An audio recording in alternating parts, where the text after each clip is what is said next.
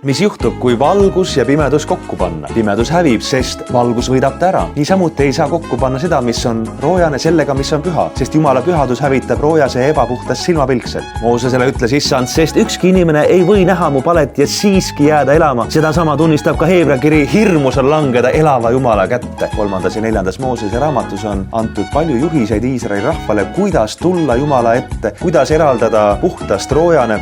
Ja see pole lihtsalt kaitse viiruste või bakterite eest, vaid see on ettevaatusabinõu kohtumiseks Jumala pühadusega. Selleks, et me ei hukkuks, tuleb õppida Jumalat igas asjas tähele panema, sest Jumal on väga püha, väga püha. Üks ainus silmapilk hävitaks kõiki meid patuseid inimesi, sest püha ja roojane ei saa kokku puutuda. Aga Jumal tahab meid päästa. Tema sõna on õieti miinimum selleks, et me võiksime pääseda ja samas ei saa Jumal ennast rohkem ilmutada, et me tema paiste valguses ei hukkuks. Aga see, mida ta on öelnud, on siiski piisavad, et kõik, kes usuvad, need pääsevad.